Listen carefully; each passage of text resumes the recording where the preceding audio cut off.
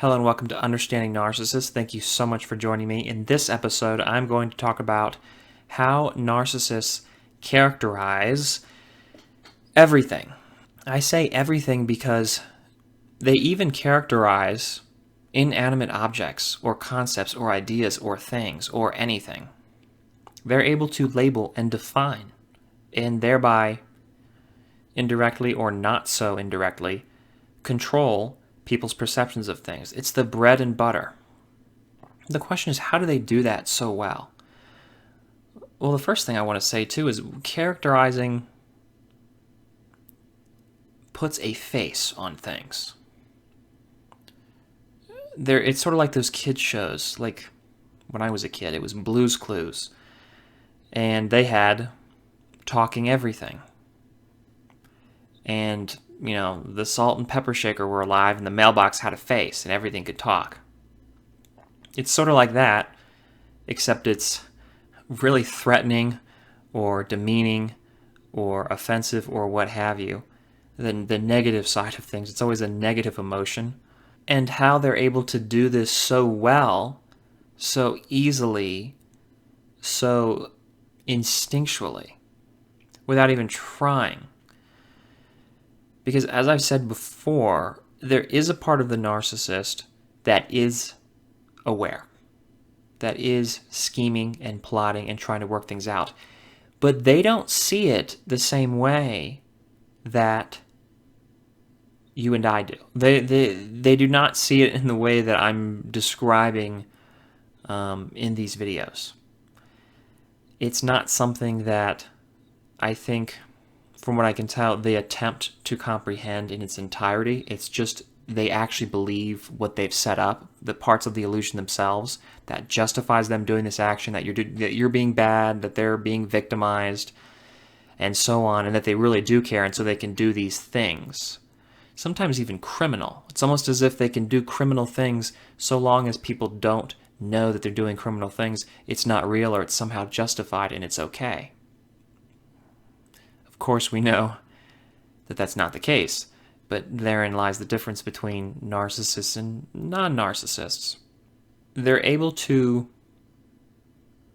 put a face on things that really shouldn't have a face, just various ideas, emotional associations, moral judgments on the things you do or don't do, and they're able to push that emotional weight on you to direct you into specific action, specific thing that they want you to do, naturally for purposes of control, and then remove faces from things that should have a face. They're the best dehumanizers I've ever seen. They're so good at breaking things down to really make it look like everything is bad except them. And unless you confront that from the emotional point of view, it's really hard, and accept that there's an emotional side to everything in your experience, whatever that means. I hope I can get that across because it's so open to interpretation. But accept there's an emotional side to you and everything you experience and how you relate to everything. That has to do with you and not so much the world necessarily, though it can be mutual. I'm trying to say that the logical doesn't get you out of that because you can't readily pick apart that controlling mechanism, that dehumanizing that they do, without understanding the emotional side of things. It really doesn't make sense in a strict logical context, even though it is logical in itself, and it all does make sense and work together in the end. When you're stuck in that cloud and that bubble they make for you, these mischaracterizations, which is the best way I can put it, those things are something that is so crucial to their control because it's foundational, it's natural, I think it's instinctual to them, and it's something that is so powerful for those reasons, being instinctual and working on everybody, while also being something that you don't acknowledge. That's not something you can't say, well, that person basically has a perception of everything being terrible. Because it isn't so simple that you can hold that against them for all the things they do. It's not a worthy enough accusation that actually explains and corresponds to how bad they are. And I have to say that. They're very destructive. They're bad. And they're looking to do a lot of harm to everyone, but especially you, when you are under their control. That's what they're trying to do. And anything you level at them, that's not what I just said in some form of it, which is how it's an emotional manipulation and how you see and relate to everything around you. If it doesn't contain that part of it, it's not adequate, I don't believe, to explain their behavior and how bad and destructive they are. Because you have to get around to that point eventually. You have to get the correct characterization of who they are as a person and what they do. And even to some extent what they are, which is there is a what part of them in that it's just a machine. There's not really a whole lot of humanity involved, and it's a very destructive, harmful, dangerous machine. I don't like to dehumanize them myself, but there's a portion of them where you also have to acknowledge that distinct weapon that they are, that goes about finding the best ways to hurt people in a way that is concealed. Because unless you can fully grasp the emotional potency, what they have going for them, what's working on their side, and what they can manipulate without anybody noticing. Because it's so hard, when you get to the emotional stuff of it, it's so speculative. How can you accurately describe them with such a almost lofty concept, something you really can't pin down, something that isn't concrete, but we all experience and we all know, maybe to varying degrees and of course in many different ways, but the sort of just physiological responses we undergo from different emotions, that part of our experience, unless you can get into that and using that to explain how they manipulate you. With the negative side of things, the fear, the anger, the upset, the vulnerability. What else is adequate in explaining that? What else is going to do it? I haven't found anything else. That seems to be the thing. It's just that thing is a slippery fish and it's really hard to get your hands around. Because one of the things that really helps is you can't point them out. You really can't point them out to other people who don't know narcissists. I don't sit here during these videos trying to convince you that narcissists exist and that they're around. They can do that far better than me. You have to go through your own tumultuous, unpleasant experience, and then you'll grasp that yourself. It's an inevitability. I am not proficient enough. I am not going to be able to do that as well as they can. I'm the next point, which is, well, what's actually going on, trying to explain it. That, I believe I can accelerate once you've passed that initial hump. And without trying to deface them, wonder how are they so effective at defacing other people and everything around you?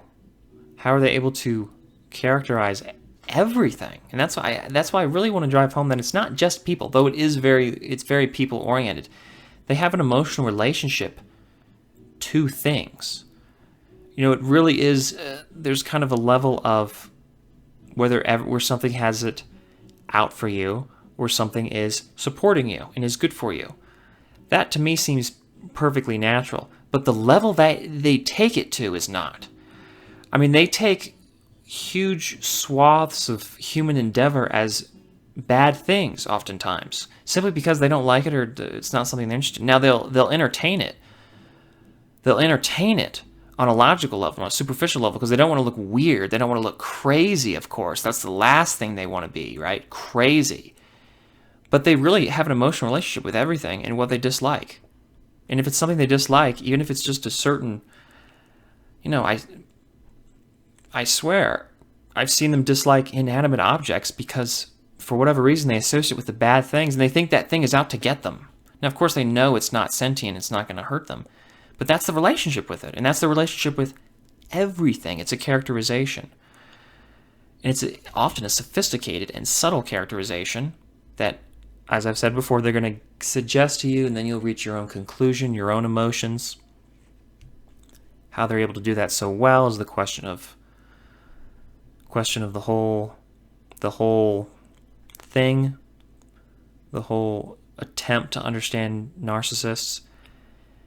And it's definitely a line that you cross where you can't get back. Once that enters your mind that that's what they're doing, this mischaracterizing of everything you like, everyone you love, to where there's this gap between you and them or they, that is it's got momentum to it. It's got a thing where it begins this sort of forming this chasm or this schism that you can't get across because you don't know it's there. If you realize it, if you know that's what they're doing it with the mischaracterization, then, I guess I should just call it character assassination. That would be even better, but that's a little too poetic. This character assassination, though, of really eliminating the things and the people you hold most dear as casting them in some kind of negative light, like they're somehow bad, because you'll start to believe it. You start to look around like the world becomes more evil, becomes more dangerous, everybody's bad. It's always going to be a part of the narcissist worldview that you will inevitably adopt because they're just shoving it down your throat. It's brainwash. It's a form of, that's what's going on. It's a cult for two almost. In these wild beliefs that you'll adopt without realizing it, because it's a conditioning, a slow sort of transition through dysfunction and abuse. If you don't know it's there, it just gets worse. There's a momentum to it. That chasm just gets wider and wider. And to go back to the source, that point where it breaks and you realize this doesn't make any sense. And that's another thing that's hard for me to define, is when that happens and why it happens. Probably a topic of a future video. Look at the methods by which they regard everything, how they talk about other people. It's fascinating. It's only positive if it benefits them and makes them look good, and entirely negative if it doesn't. Everything that supports the illusion is good, and makes them look great is good. Everything that doesn't is bad, on some level. When I introduce that concept, I call it black and white thinking, but it is more sophisticated than just that, though they are black and white thinking. That's a blanket statement, but it is still entirely true. But there's still more to it than that, and how they actually implement that, I guess is what I'm saying. The method they use to implement that environment, that emotional environment, is very nuanced, has a lot going on. They certainly don't understand it. I'm convinced that they're not entirely aware of how they do it. I think it's a very natural thing they adopt early on, maybe instinctual, or maybe just the fact that they're so stunted in their growth that somehow it just comes more naturally to them. They have a better understanding of a lot of those primitive emotions, even though they're not aware of them. Anyway, I hope you like this video. Like it if you do. Share it with somebody you think might benefit from it. Comment in the comment section below what you think, how narcissists communicate and are able to ascribe all kinds of things to people and ideas and activities that it's really not really justified, or it's completely unwarranted just for the purpose of control, or what your experiences are and your thoughts are on this matter. Thank you so much for watching. Subscribe to the channel if you haven't already. Have a wonderful day, and I will see you in the next episode. Bye.